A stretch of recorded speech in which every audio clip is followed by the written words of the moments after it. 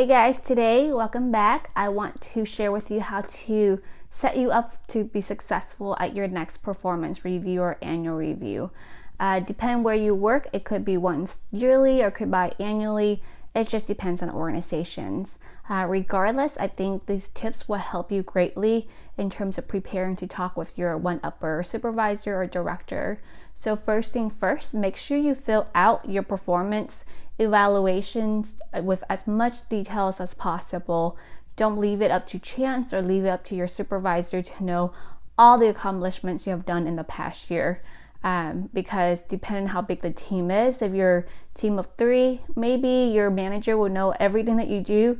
But if you're in a team of 10, 20, 30, 40, 80 people, then the likelihood that your managers know every single thing that you do on day-to-day operations may not be the operations or clinical may not be accurate. So what I would recommend is starting out, just what I would do is do a weekly goals of what you want to accomplish, and that could be for yourself or send that to your supervisor.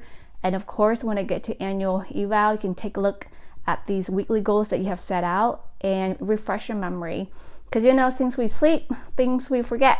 So there are a lot of things forgetting. By the time you get to your annual evaluation, you're like, what did I do? And most likely you're going to remember the big things, but you may not remember the smaller things that contribute to your major success.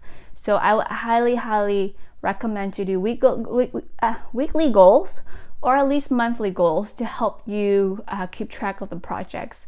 And in addition, it's great for you to also keep up with your resume and CV. So by the time you need to go and update it, you're just like, what did I do all these years in this role, right? So really trying to keep track of all your success and accomplishment. So that's number 1.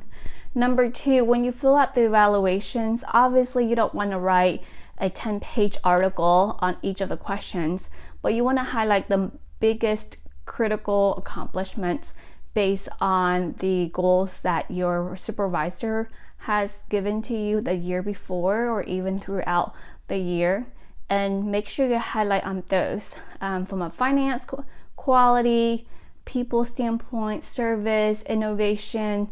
I mean, every organization has their little acronym or things that they look for, but in the end it comes down to project accomplishment, relationship that you have built, clients you have touched, a lot of other things that you may not be aware of, which I hope that if you have that weekly goals or monthly goals, you'll be able to target those.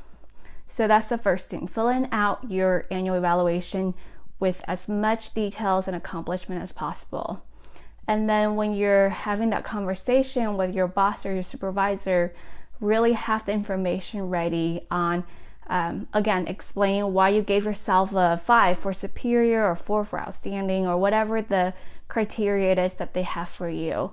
Because again, the boss got to be fair with everybody else, and they can't just give 5 to every single person on all the different indicators. So you really want to basically advocate for yourself why you are a 5 versus why you're just meeting superior versus why you're just a 3 versus meeting expectations. So and if there is a score difference between you thought you're superior but your boss thinks you're just meeting expectations, where is that discrepancy, and how? And the next thing that you want to talk to them about is that, how can I get better with it? What can I do next year to get to outstanding or superior? And what are things they're looking at that you may not always look at? So having those candid conversations, and this is meant to be constructive for you. It's meant to help you grow as an individual in the company. And your boss definitely want a A-star performer. So really shows that hunger that you want to make changes, incorporate the constructive feedback, and improve for next year. So I think overall it's just going to be a two-way communication. You definitely need to do the work to document your accomplishments and be ready to advocate for yourself. In addition, having that open mind to accept constructive feedback from your boss to help you improve on the next year. One last tip I would say is that don't wait until annual evaluation to get feedback. I would try to set up one-on-one sessions. Again, depend how big the team is. If your boss have 80 people, it's not realistic to meet with them like once weekly or monthly.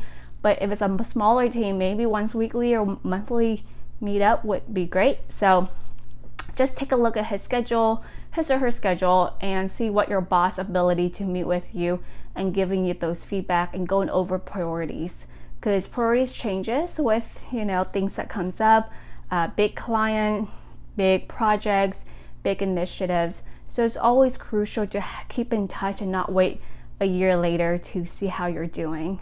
So one thing I would recommend is have a regular touch point. And if you don't meet for some reason, it's fine. At least it's there, and you know that when you meet with your boss, you have a agenda to talk to, and you also get an opportunity to get feedback. I hope you find this helpful. Please, for those that have gone through this process and things that you've done successful and how it helps to build you as a better leader, please share down in the comments below. And I would always love to get in touch with you as well, connect with you on my LinkedIn page. Thank you so much, and take care.